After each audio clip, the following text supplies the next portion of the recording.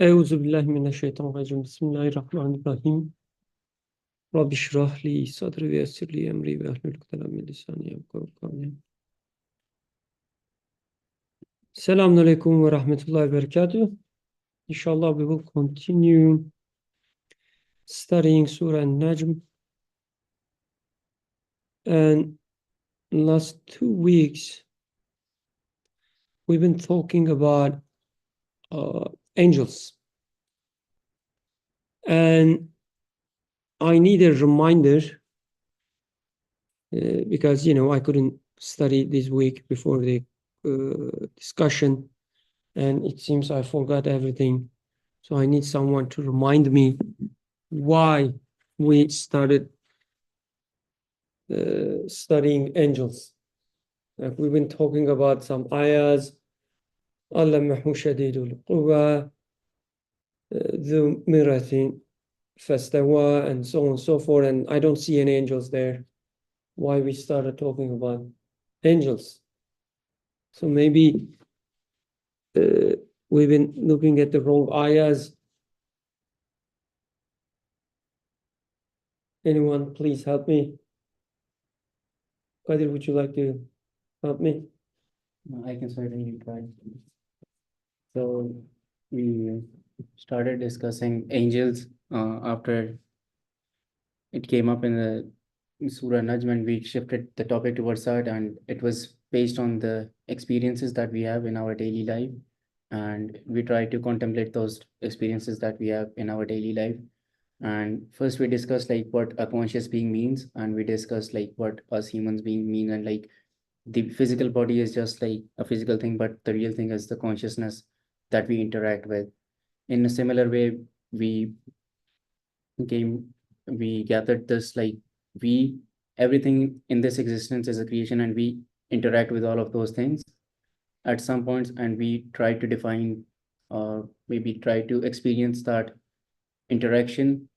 And like those beings are also, you can say, like conscious beings. Like for example, the water, you interact with water, it is like perfectly satiating you, and it is perfectly created.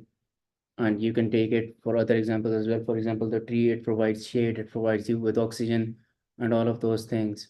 And we as human beings, it is our duty to think about our interaction and think like how we interact with them and what that means to us. And then later in the topic, we discussed about Angel Jibreel.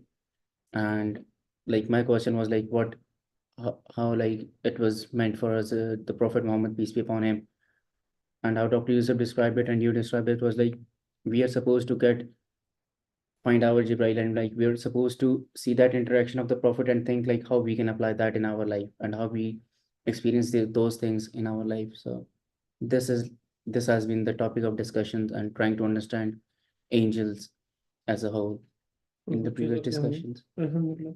MashaAllah. Zairam, would you like to add anything? Since I'm holding the laptop towards you, I mean, if you want. It's okay. Okay, sure. Covered a lot of it. Okay. And okay, also, do you remember why we studied angels, like the way we studied angels as Qadir explained, but why we studied angels when we were talking about these ayahs? Like if you go back a little bit, the few ayahs were about,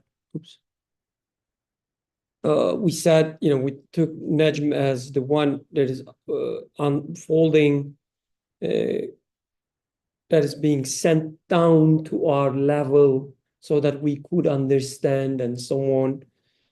And we talk about the revelation, we talk about our expectations about the God speaking to us through creation, through language that we can understand and so on. Also our expectations about finding someone who can best make sense of the creation, but best understand the speech of God. And our expectation to find such a person called as a prophet in Islamic tradition. And again, like we talked about that before, but I highlight this Islamic tradition part on purpose because when Quran talks about the Prophet, it is categorically different than the word prophet is used in English language in other, the religions or ideologies. We're not talking about the same thing at all, right? When we use the prophet in other, let's say, setups, it's mostly referred to the prophecy part, which is someone who has some vision about the future or has receiving some message from an unknown source. He himself or herself even cannot make sense of it, and so on and so forth. This is the prophet or prophecy usually used, even in so-called Abrahamic religions, right? So when you look at, for instance, the prophets in Christian tradition, you would see them that they are like the guys, just you and me, like you and me, and most of the time they cannot make sense of what is going on around. Why I'm seeing these dreams, or maybe they are about the future and so on and so forth. When Quran talks about the prophet, it's something else. Everything is so clear. They have the clearest understanding of what is going on. They have the clearest understanding on what is meant. And they are pure. They don't speak as ayahs looks here. They don't speak out of their own desire. Right? What they convey is the direct speech of the Creator in a language that we can understand. They don't stop there. They even act accordingly. Their life is the clearest interpretation of the clearest understanding of the speech of God. So that's only in Islam tradition. And we talk about those, we talk about revelation, prophecy, prophethood, and so on. And then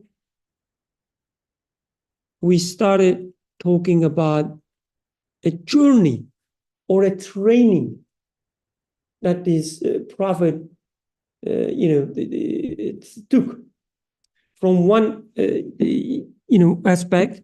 These ayahs starting from 10, they are talking about a training that the prophet is right, been through. We said this who An-Najm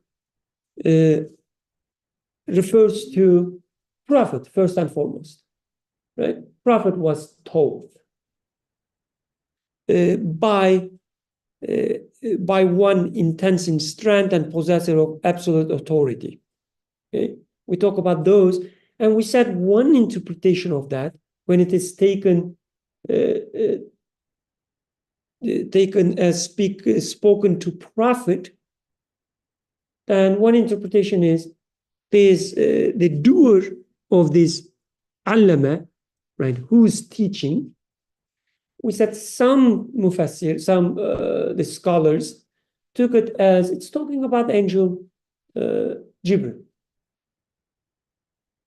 And we said, okay, let's take it from this perspective, and let's assume it's talking about angel Jibril, because there are other interpretations as well. Some of them would say, no, it's talking about the creator teaching something, the one with the absolute power, right?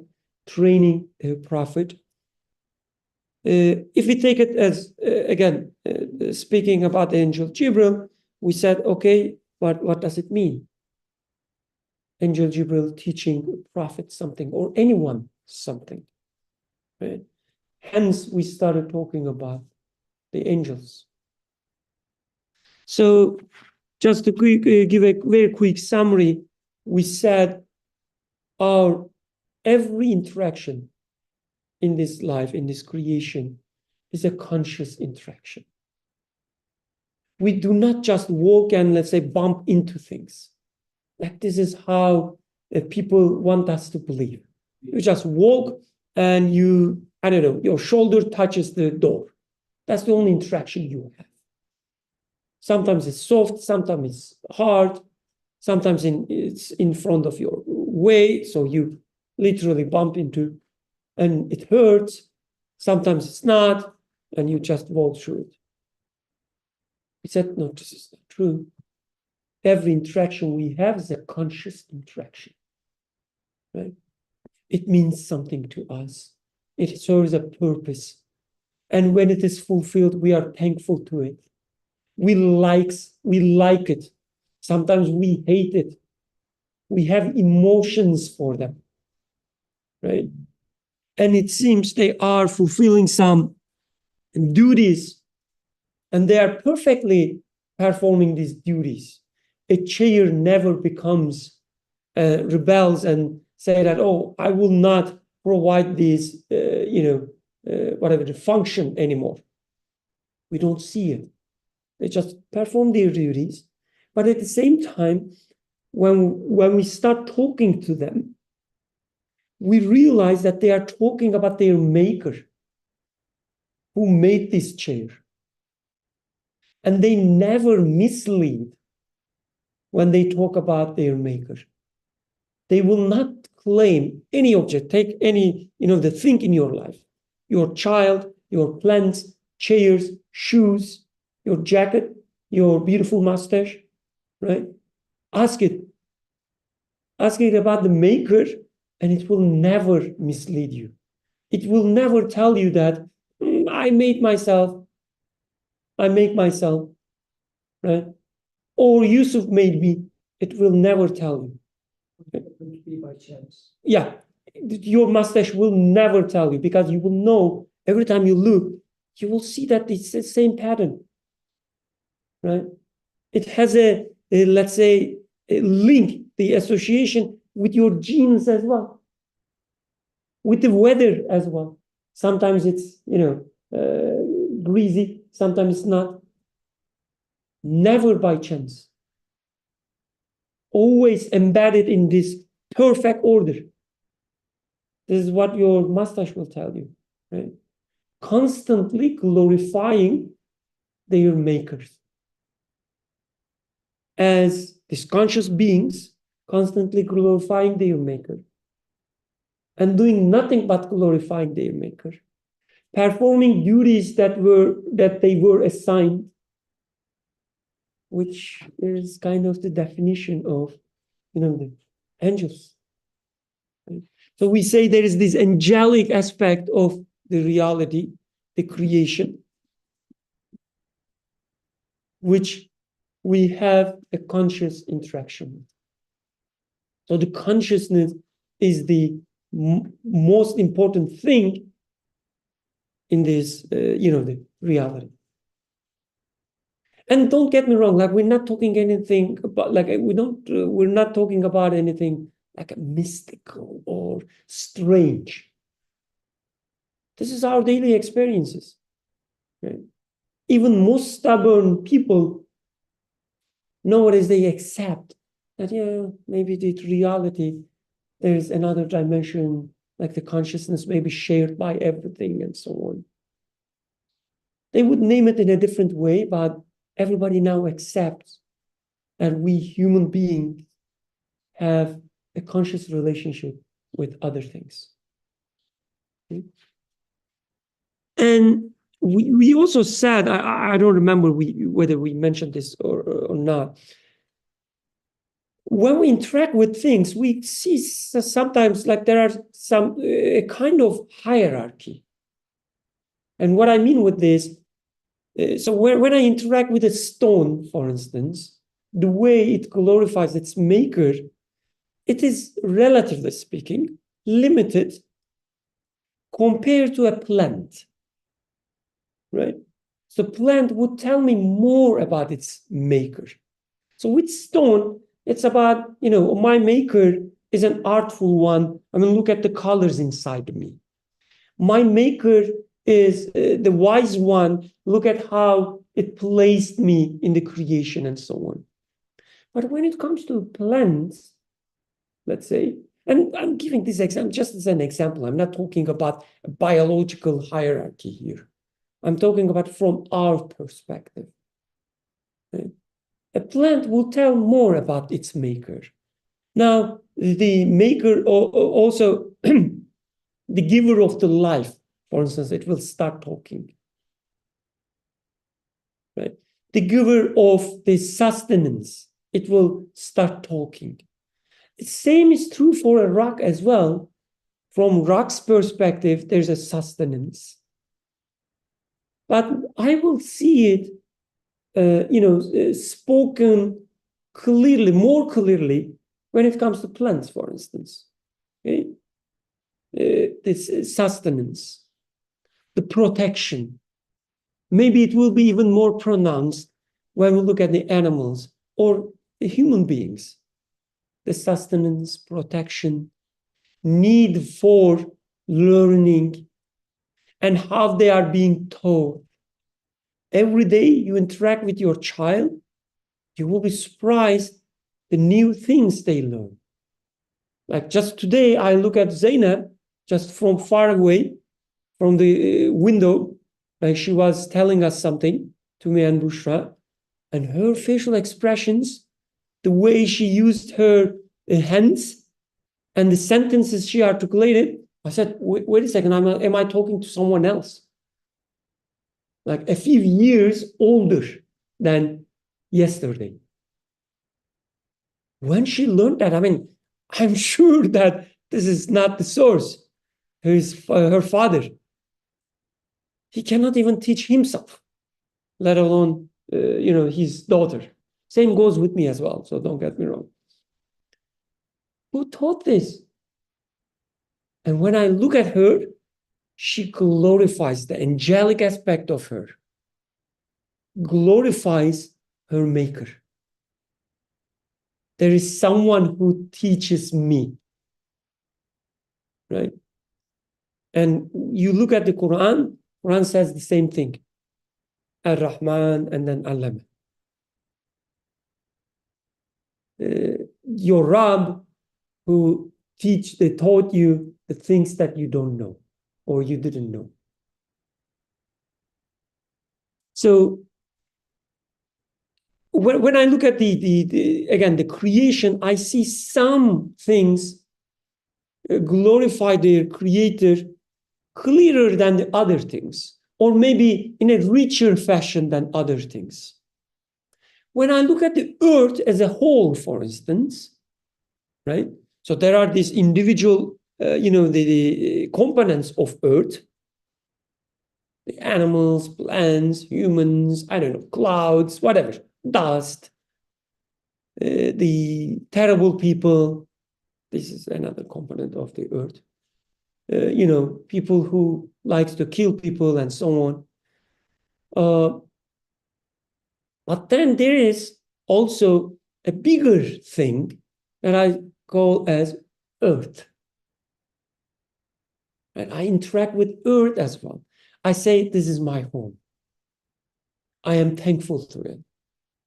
Some crazy people would call it as Mother Nature. I don't know what they, drink, but this is what they call it. I say, no, this is just another created being, glorifying its maker. It doesn't have any, power will itself. Definitely, it's not doing anything to me. It's not providing anything to me. But I see that whatever my provision is, the sustenance is, sometimes coming through earth. So I have a feeling towards it as well. I see that, there's this conscious aspect of earth, which is kind of, higher in degree than, let's say, a single animal. And when I say higher in degree or hierarchy, I'm just, using these words very loosely. I'm not suggesting that there is an army. One is the cleric, the other one, I don't even know the terminology to use there, sorry. One has the higher rank, the other has the lower rank. I don't mean that. From my perspective, I see as if there's a conscious, the representative of this entire earth. talking to me. Same goes with the other things as well, like our solar system, we say. And then our galaxy. And then the set of galaxies, whatever. Or go deeper, you will see the similar thing. A conscious representative of, let's say, the entire subatomic creation. And then just one atom. There are such, the hierarchies and so on and so forth.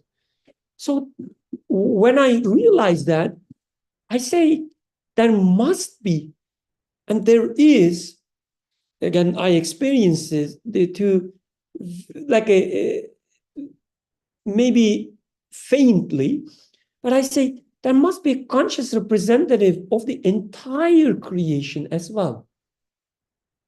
Like the creation as a whole glorifying its maker. An angelic aspect of it, right? The angel of the highest degree, from my perspective. And when I look at Quran, it seems Quran is also talking about such a thing and calling it as Jibril alayhi salam. Again, from one perspective, okay? I'm not saying that this is what Jibril alayhi salam means. I'm just telling that from one perspective, there is such a thing. And when I think it as, the angel Jibril, it makes sense, I say. When I read these ayahs with such a lens, it makes sense. As if, when it talks to prophet being trained, learning how to read creation in the name of the creator, Iqra bismi rabbikal halal, right? As he keep learning this, as he,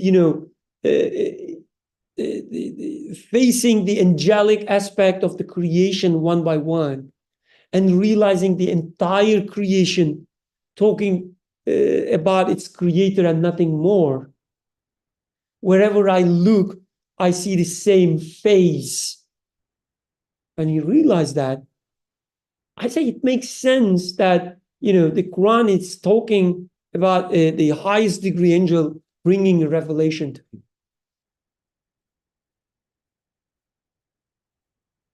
So I will stop here.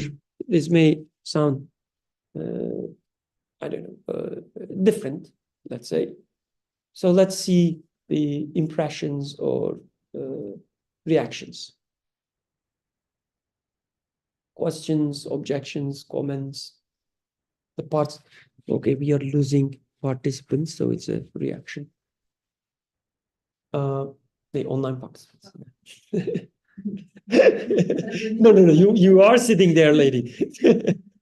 Okay, yeah, please go ahead. What do you mean by reading in the name of the creator? Like reading the creation, like for example, how would you understand like any interaction? Like, for example, there is this phone, like this interaction, like right now, me using the phone, that is just like regular phone use. But like, for example, how do I take any such experience in my life as like something that is from the creator, or like understanding it as such?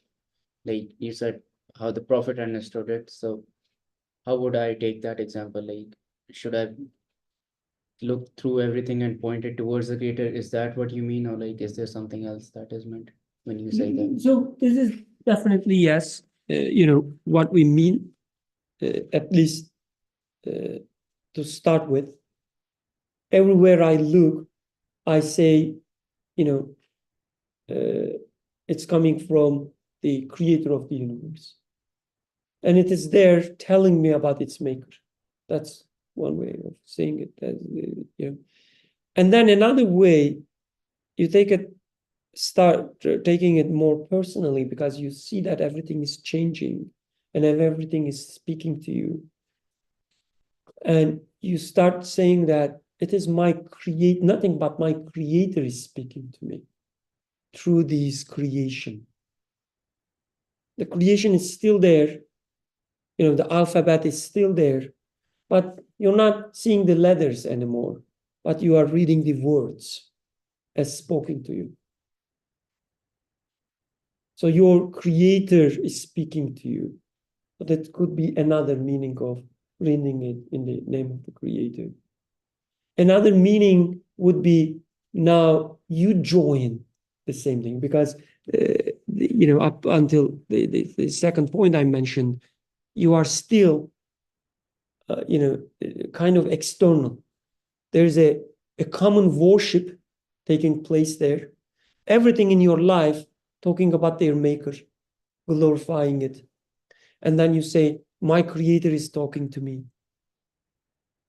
But then you realize that you are also a creation of the same creator. So your body, your ideas, your feelings, everything about you is nothing but the creation of the same creator. They are also glorifying the creator. So you start like consciously or unconsciously, you glorify your creator. Your body constantly glorify your creator, even if you deny. But then you realize that, and you consciously, willingly say that I also join. And it becomes your worship in the plural sense. You don't say I worship, what you say we worship, as we do in Surah Fatiha. But this is another maybe, the level of reading things in the name of the creator. You say everything, including me, we are nothing but worshiping the creator. Just by standing there, you're saying that, look at my beautiful creator who made me this way. Look at my beautiful fingers. Look at my beautiful, beard, my beautiful hijab.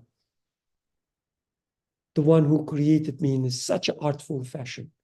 You tell him this every time you just stand there.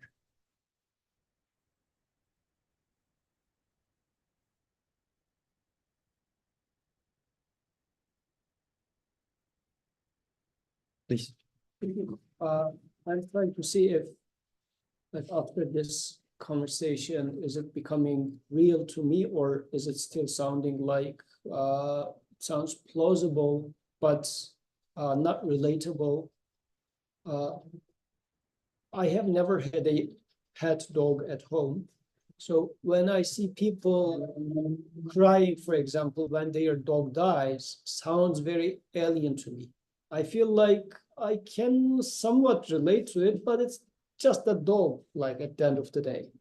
In the part of the world that I am from, dogs are just a dog.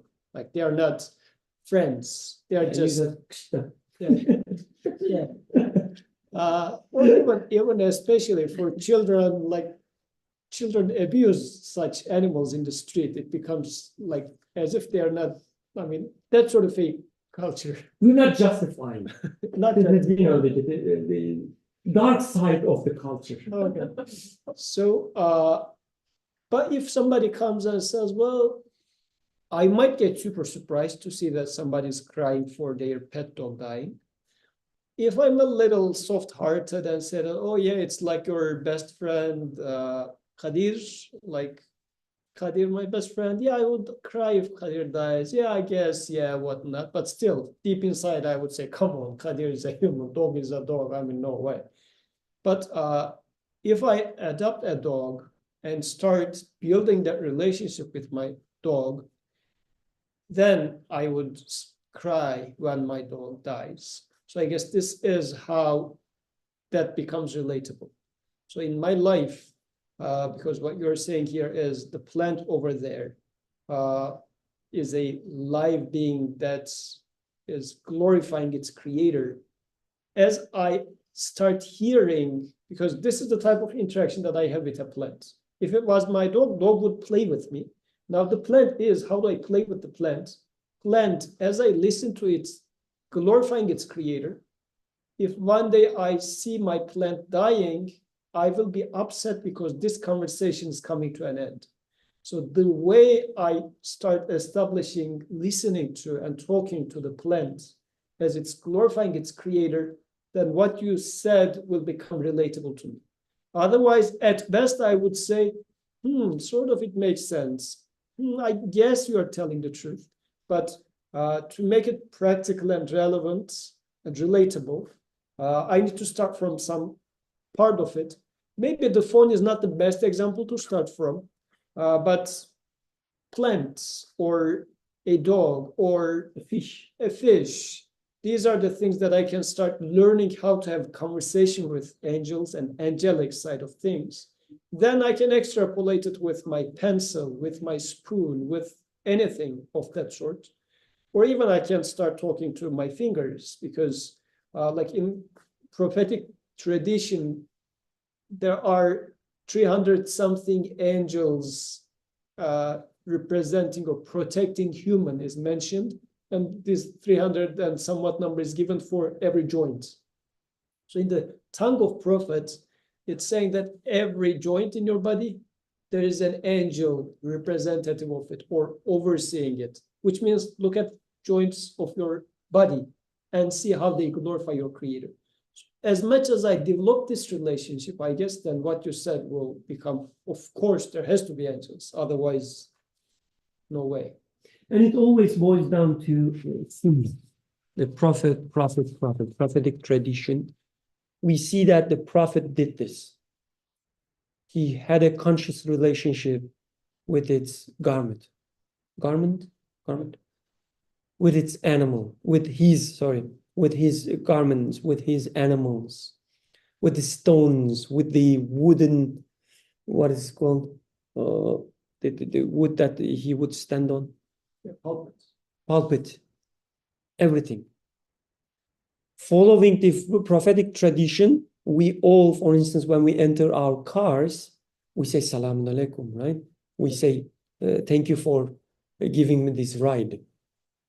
We are thankful to our animals, the camels. I mean, in our case, it's a car or a bicycle or whatever you are riding, your food. So when we look at the life of the prophet, we see how it is implemented, how it becomes real. He would respect his body, right? And maybe, I don't know if this is necessary or not, but just for the record, so when we talk about such stuff, sometimes people say, oh yeah, there's a study showing that the plants talk to each other, warning each other about a danger and so on when an animal approaching. It might be true, I don't know, like I haven't studied that part. But what we're talking about is not such a technical, the thing. What we are talking is something that everybody can experience. For such a speech, if it is true, again, it's not my business, I haven't, studied it. For such as, the speech to hear, you need some very specialized devices. You have to run some sophisticated experiments and so on and so forth. So it's not accessible to everyone, let's say. But what we are talking is something that even a child, even maybe a child would experience this better. They would have, real conversations with their toys, for instance. Everyone that has access.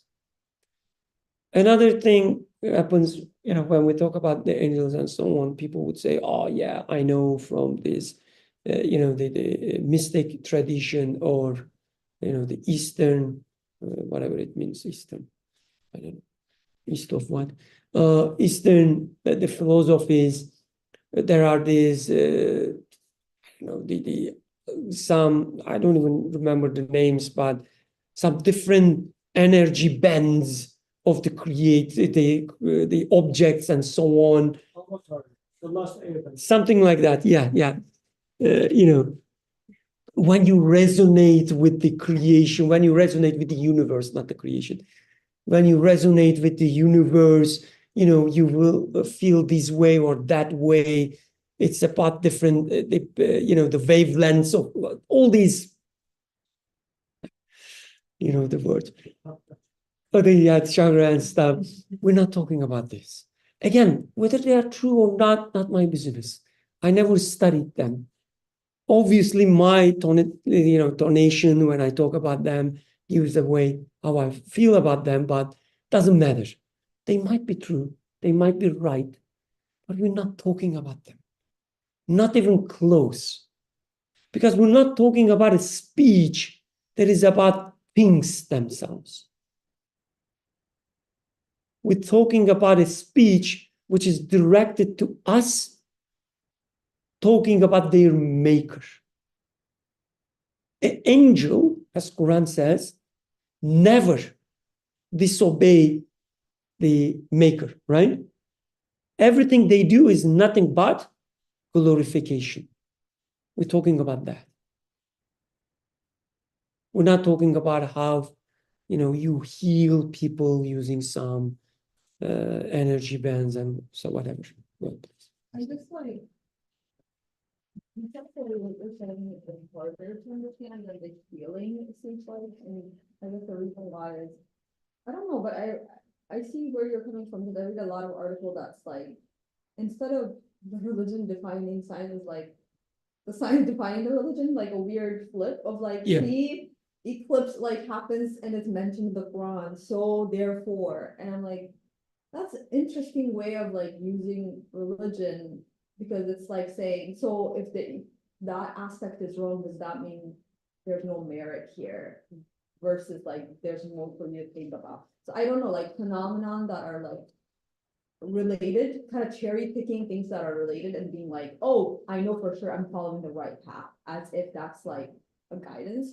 So, but then I also thought about why that might be done and like feasibility. Like, do I feel like I'm seeing of whatever path I'm following, like, do I feel like it's the correct path, quote unquote? Like, am I choosing the right side of the bill to be on? As if like I'm gambling with my life to make sure I end up on the good side. And I think if there's something feasible that you think you can like latch onto, and supposedly science told you like, hey, I could prove this thing, then you like latch onto that thing. And I think that's why, like, when you're presenting the idea you're presenting, it's hard to grasp, because that latching onto the idea is what's been presented for the longest. And this idea is, I don't know, I think this is my first time hearing like the idea itself, but yeah. No, that's a great point. So I think I would say, so what matters is what you latch into. Because when you think, oh yeah, these scientific folks, they talking about the same thing, about, same thing with what Quran says, and it's an evidence for my religion, whatever, you feel good. But then you keep following them, you realize actually what you are following taking you away from what Quran suggests, which is everything does nothing but the glorification their Lord. When you look at them, you will say, oh yeah, everything is talking about themselves. They're talking about the dangers, like the plants are talking about the animals that will eat them. It might be. Again, like there might be such an aspect of the creation, but Quran is not talking about that. Just like, Quran is not talking about whether my jacket is brown or black. It's talking about that this jacket was given to me from an all-knowing, by an all-knowing, all-wise, all-merciful creator. And you cannot explain it otherwise. That's what Quran tells. So if this so-called scientific explanations is taking you a point where you start thinking that, oh yeah, universe, it happens by itself within such an order and so on and so forth. There's no mystical things out there. Like there's nothing, to be explained. Forget about the word mystical, sorry. Then you are getting away from what you think you believe. And another thing, like, again, going back to, sorry, when Najm is a hawa, like when it comes down, when it descends, right? So there's always a descent with revelation, with Quran. It comes to our level that whoever is reading would understand something out of it. What Quran is referring is about everybody's experience. It comes down to people's level, right? So if you need a scientific experiment or whatever to make sense of what is written in Quran, you already missed a point. I'm not saying that the scientific inventions or whatever can teach you more. You can get deeper, for instance, in your understanding, maybe. It could be. But it cannot be the only explanation. Otherwise, it means it doesn't descend, comes down to, let's say, my daughter's level. And when I tell my daughter, be respectful to the tablet that you are watching cartoon, like it's serving its purpose. So don't treat it badly. She understands. She doesn't tell me that, oh, Daddy, you are crazy. No, she understands what I mean. She's thankful to the tablet, or the plant, or the animal, or the toy. She understands, not me. So this understanding that we're talking about, that Imam Nursi, gives us as an interpretation of Quran, it's one of the most, I would say, the easiest or most quote unquote natural interpretation of the reality, because this is how we really live it. It sounds strange because when, for instance, we talk about the human body, we think it's just a joint and it is there and there is nothing special about it. It's the joints, like out of the billions of the evolution or whatever. The moment we say billions years of evolution, it means I will not even dare to, or not dare, but I will not even bother to talk about it. That's what it means. I will not even bother talk about how miraculous it is. It's just covering. I was taking a class, the professor is talking about auditing a class. The professor is talking about the human eyes. It's about the perception and so on. He explaining the human eye is obviously so miraculous. Like you have to cry. Like if you are talking about such a mechanism, you have to cry if you are a human being. But because he's a professor, he cannot cry. He cannot say that it is miraculous. He explains, and say, thanks to billions of, or millions, not billions, millions of the evolution, we have such a eye. What it means? No, seriously, like forget about my, the joking and so on. My sarcasm. What it really means. Like, what did you tell me now? Like you explained me such a miraculous thing, and you said, thanks to these millions of the evolution. What did you tell? Seriously. What does it mean? What am I supposed to understand from it? Nothing. It means don't bother being surprised. It means when you go home, don't try to understand and learn more. Just be satisfied with what I said. Don't feel like I'm going to crazy, like I have such a mechanism in my skull. Don't say that.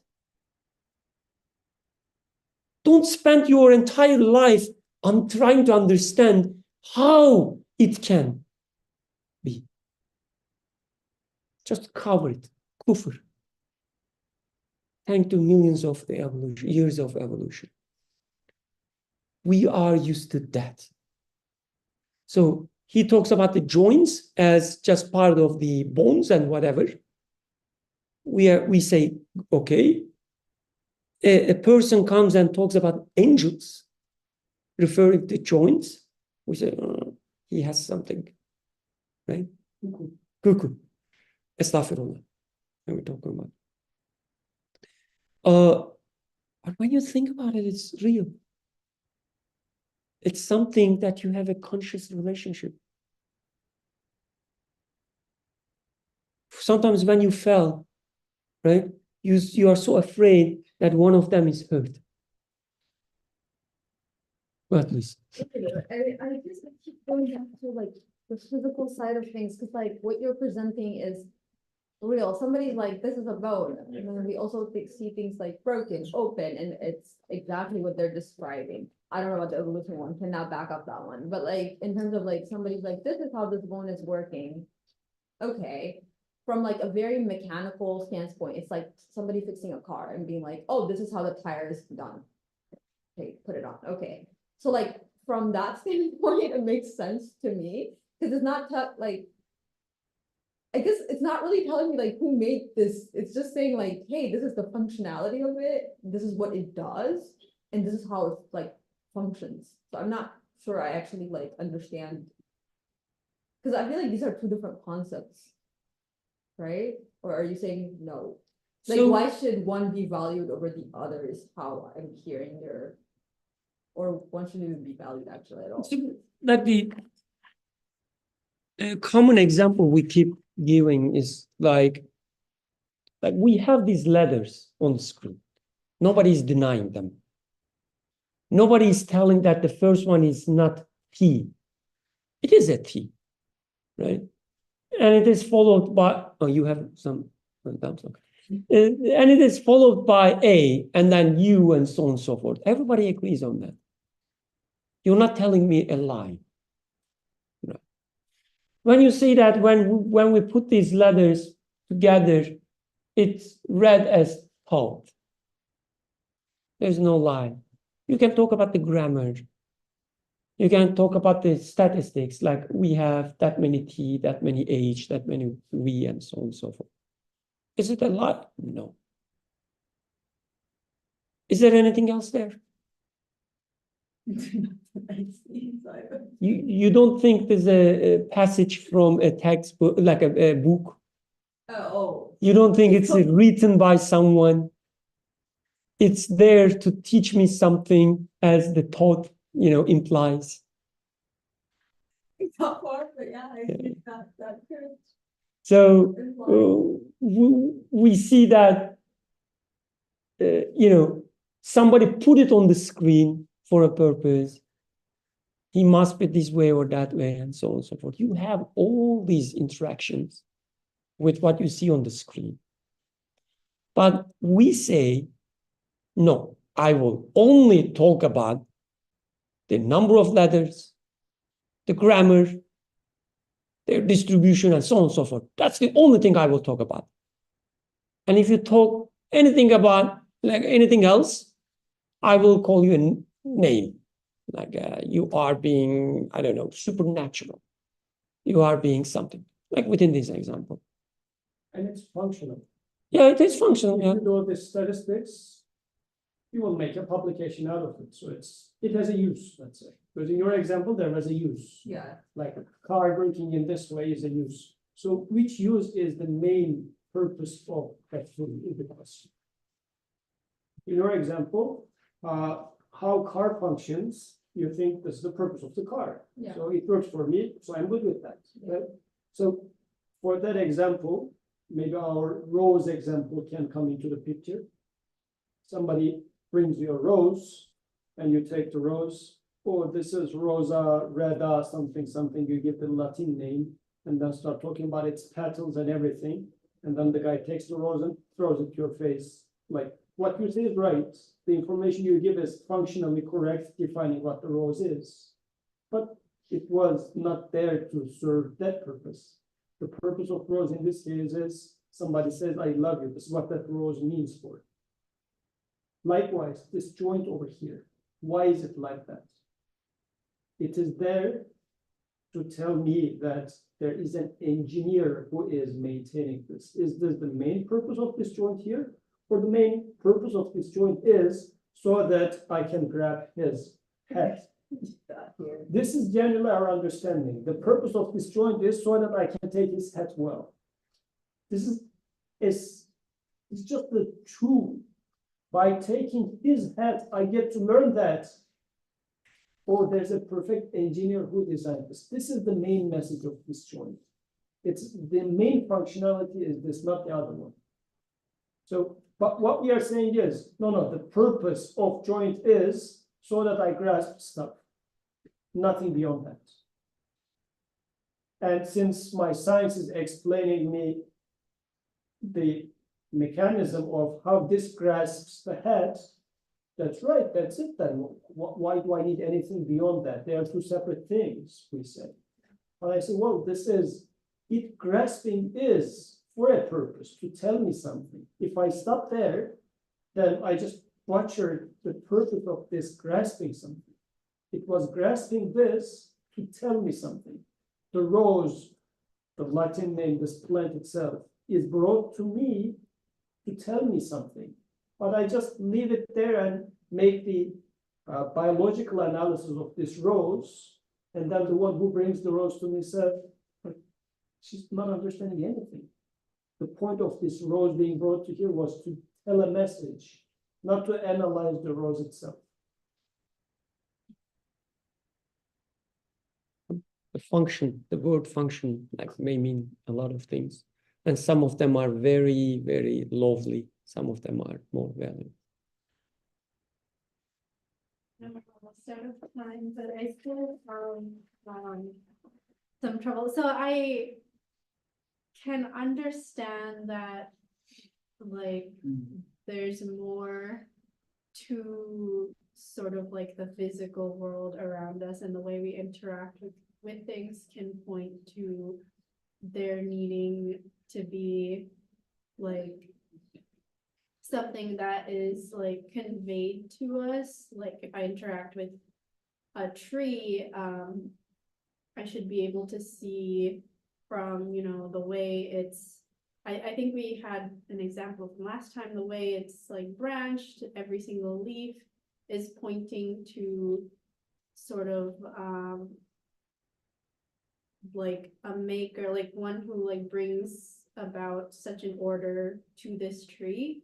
But what I'm having a hard time kind of wrapping my head around is sort of like, we are like, the concept of angel makes sense to me, but then we bring in, or like there's these descriptions of them that I think last week there was like the example that was I think Brother Yusuf mentioned was like an angel that had like 70 heads or something, or like such and such number of wings and things like that. And then we kind of get this image of like we have a certain imagery associated with that.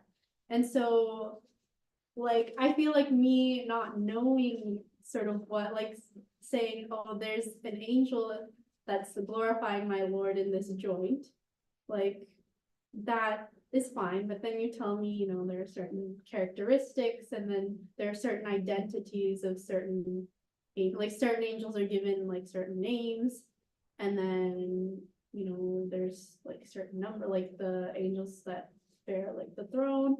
So I don't know, I'm having trouble, like, then what am I interacting with? Like, am I interacting with like just an aspect, like for example with Jibreel alayhi salam, like is what I'm interacting with like a separate angel, or just like a wing of like are these even important things to think about? It's sort of like how do we in that sense, like of maybe on a deeper level of understanding like what this interaction actually means in terms of like some of these descriptions.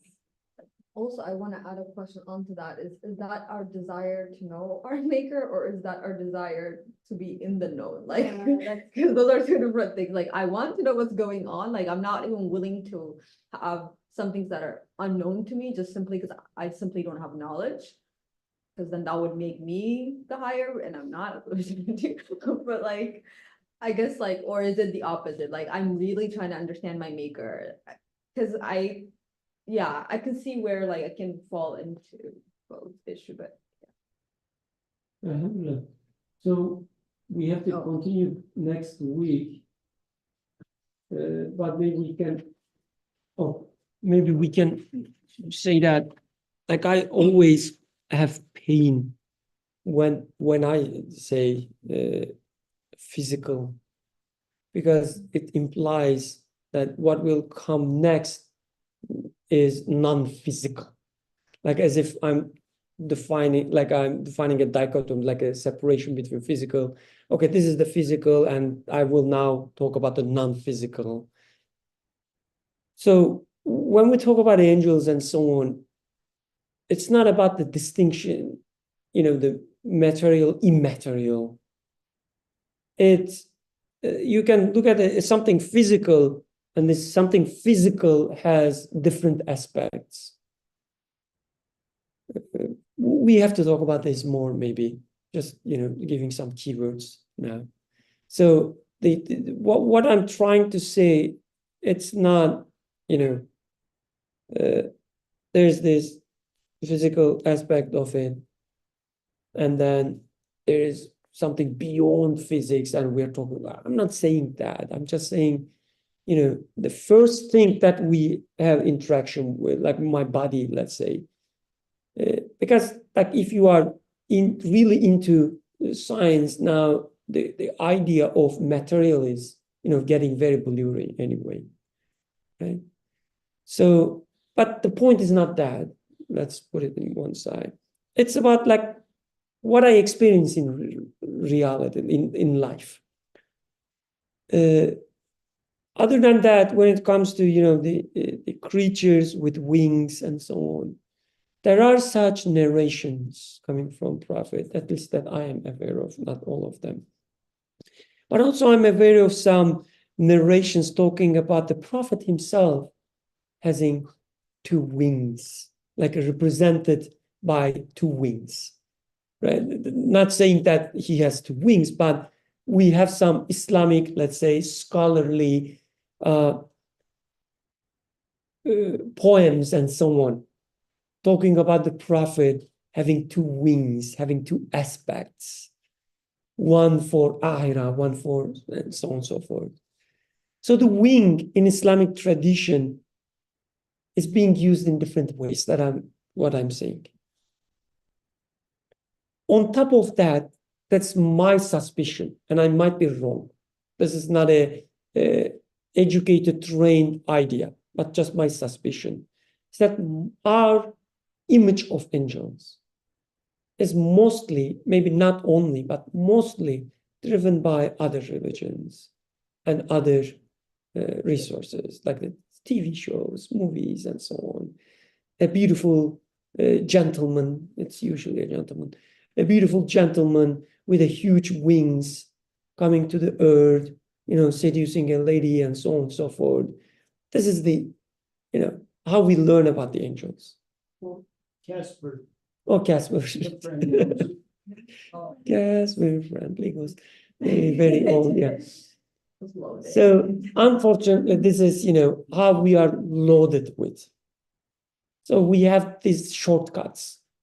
So when we hear a prophet talking about angels with that many heads, that many wings, and so on and so forth, we try to imagine this beautiful gentleman with multiple wings, not one pair, but many.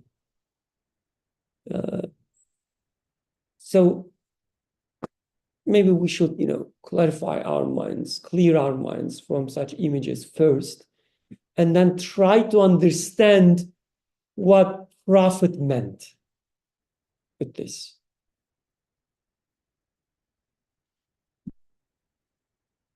سبحانك لا علم لنا إلا ما علمتنا إنك أنت العليم الحكيم وآخر دعوانا أن الحمد لله رب العالمين. الفاتحة.